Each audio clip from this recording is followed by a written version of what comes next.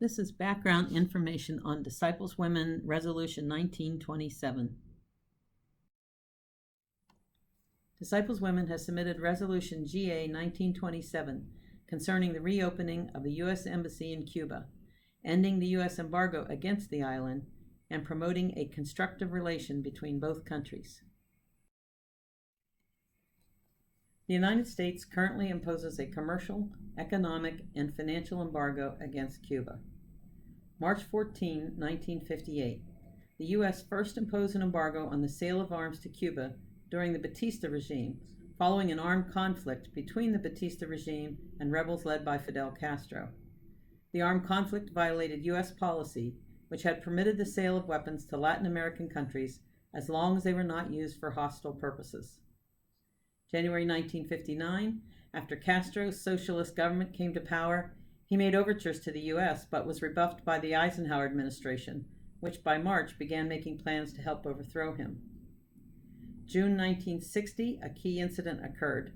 Eisenhower's government refused to export oil to the island, leaving Cuba reliant on Soviet crude oil that the American companies in Cuba now refuse to refine. July 1960, Cuban government nationalized all 3 American-owned oil refineries in the nation as a response. In October of 1960, almost 2 years after the Cuban Revolution had led to the deposing of the Batista regime, the U.S. placed an embargo on exports to Cuba, except for food and medicine. In April of 1961, 1,400 Cuban exiles launched what became a botched invasion at the Bay of Pigs on the south coast of Cuba, trying to overthrow Fidel Castro. February 1962, the embargo was extended to include almost all exports. August 1962, the Foreign Assistance Act was amended to prohibit aid to any country that provides assistance to Cuba. September 1962, Kennedy formally expanded the Cuban embargo to include all Cuban trade, except for the non-subsidized sale of food and medicines. October 16th to the 28th of 1962, the Cuban Missile Crisis was a 13-day confrontation between the U.S. and the USSR, initiated by the American discovery of Soviet ballistic missile deployment in Cuba. The confrontation is often considered the closest the Cold War came to escalating into a full-scale nuclear war. In response to the failed Bay of Pigs invasion of 1961 and the presence of American Jupiter ballistic missiles in Italy and Turkey, Soviet leader Khrushchev agreed to Cuba's request to place nuclear missiles on the island to deter a future invasion.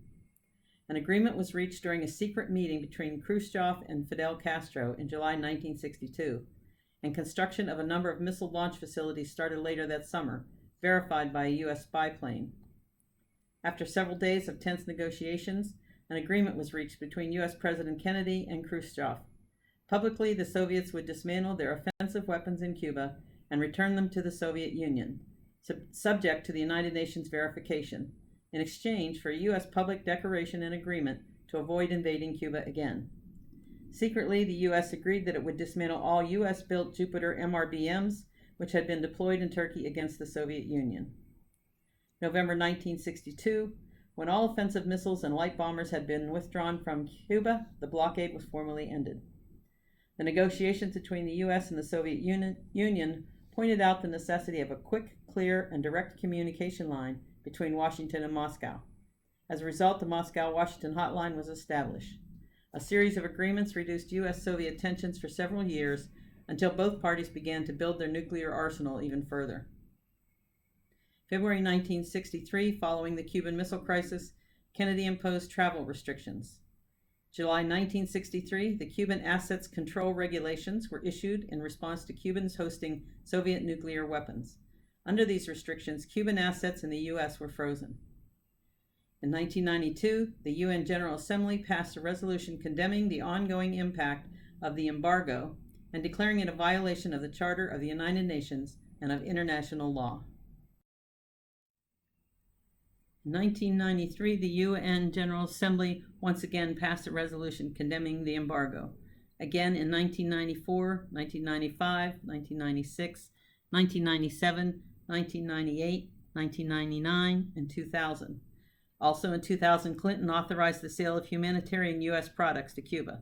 And once again in 2001, the UN General Assembly passed a resolution condemning the embargo. In 2002 through 2009, the UN General Assembly passed a resolution condemning the embargo. In 2010, the U.S. authorized the sale of additional humanitarian U.S. products to Cuba. 2010 and 2011, once again, the UN General Assembly passed a resolution condemning the embargo. 2012 to 2015, UN General Assembly again passes the resolution condemning the embargo. In 2014, out of the 193-nation assembly, 188 countries voted for the non-binding resolution.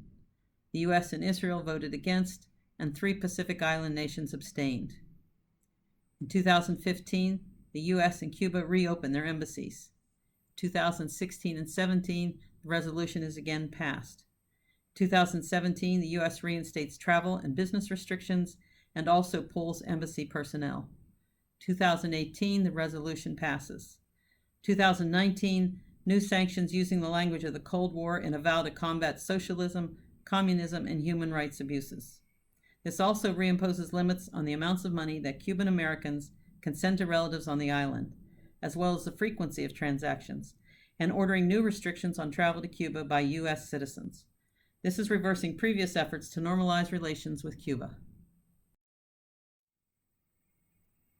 The stated purpose of the Cuban Democracy Act of 1992 is to maintain sanctions on Cuba as long as the Cuban government refuses to move toward democratization and greater respect for human rights, restricted United States citizens from doing business in or with Cuba, mandated restrictions on giving public or private assistance to any successor government in Havana unless and until certain claims against the Cuban government were met.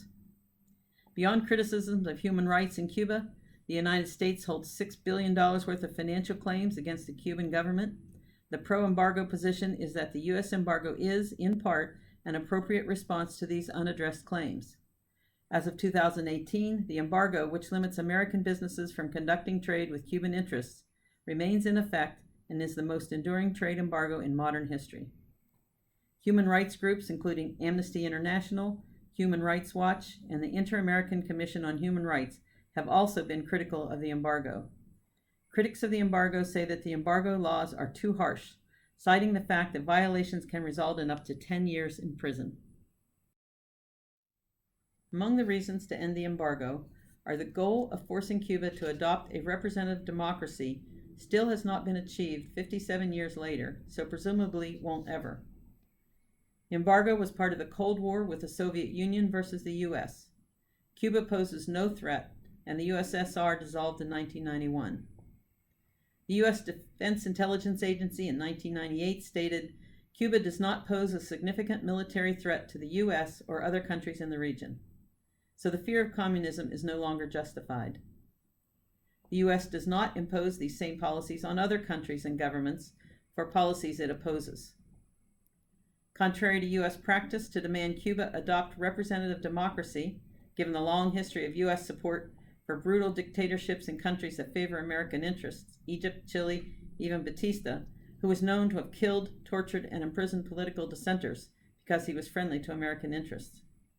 Also, concerns about prisoners don't stand. In the U.S., there are 716 prisoners per 100,000.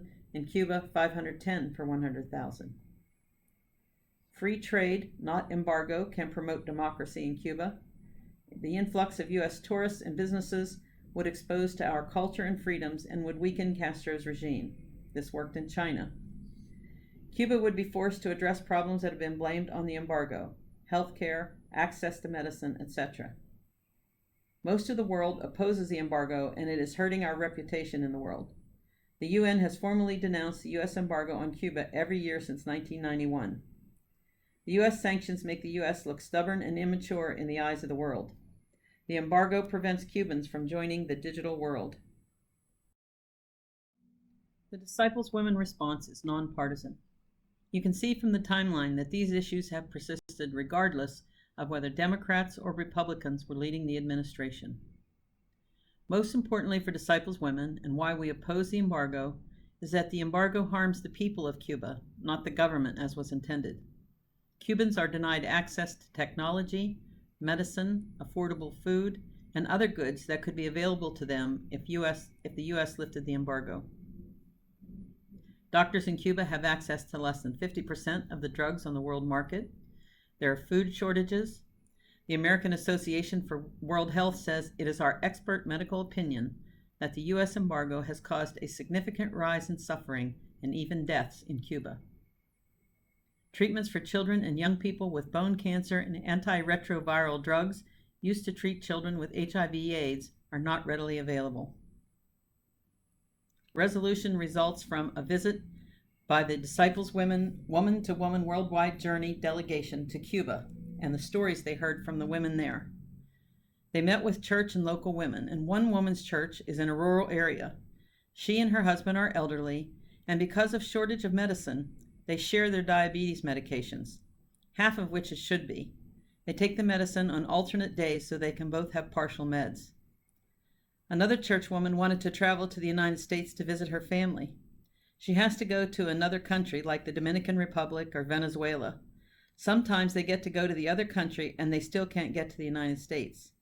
They end up being in limbo in various countries because their hope is maybe tomorrow, so they don't want to go home back to Cuba. It's very expensive and time-consuming. The last administration had loosened up restrictions, allowing Cubans to send money to their families in the U.S. Recently, those restrictions were tightened again, and the ambassadors pulled, and now money cannot be sent back and forth. The Cuban government announced on May 10th that it is launching widespread rationing of chicken, eggs, rice, beans, soap, and other basic products in the face of a grave economic crisis. Disciples Women recommends the adoption of this resolution on a humanitarian basis, though there are potentially many other benefits as well.